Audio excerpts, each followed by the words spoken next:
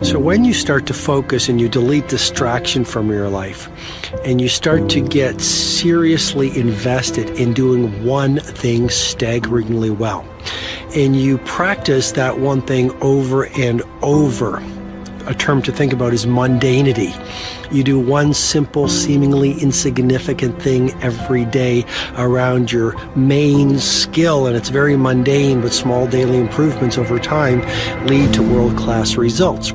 Well, here's what happens in your brain. You start to isolate a single neurocircuit around that skill, and that starts to trigger a certain type of brain cell called an oligodendrocyte, which then releases myelin. Myelin is a fatty tissue that starts to wrap around that single neurocircuit related to that main skill you've been practicing.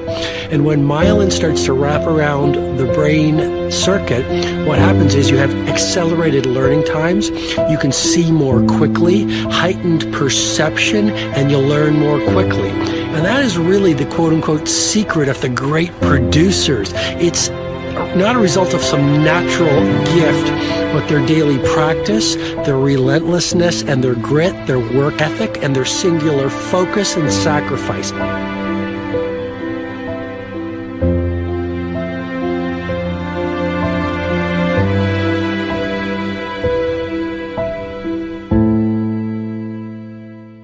A great life is built not by revolution.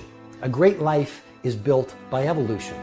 Small and steady wins the race. What you do every day is far more important than what you do once every decade. I want you to really think about that idea. What you do every day is simply your life in miniature. And as you live every single day, so you're crafting your life. What you do over the next hours is really building your future. And if you can just get every single pocket of 24 hours right as best as we humanly can, the rest of our life is going to take care of itself. So small wins matter. The scripture says we will eat the fruit of our words. You are planting seeds when you talk. At some point, you're going to eat that fruit. My challenge is make sure you're planting the right kind of seeds. If you want apples, you have to sow apple seeds. If you want oranges, you can't plant cactus seeds, poison ivy seeds, mushroom seeds. You're going to reap fruit from the exact seeds that you've been sowing. In other words, you can't talk negative and expect to live a positive life. You can't talk defeat and expect to have victory. You can't talk lack, not enough, can't afford it, never get ahead, and expect to have abundance. If you have a poor mouth, you're going to have a poor life. If you don't like what you're seeing, start sowing some different seeds.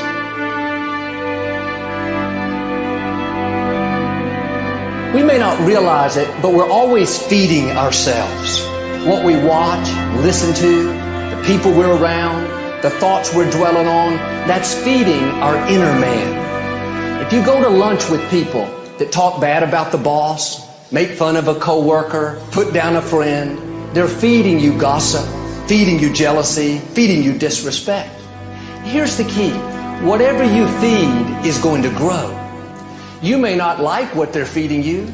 You're a nice person. But if you continue to hang around them, before long, you'll be gossiping. You'll be critical. You'll be disrespectful. Why? Because you kept feeding the wrong things.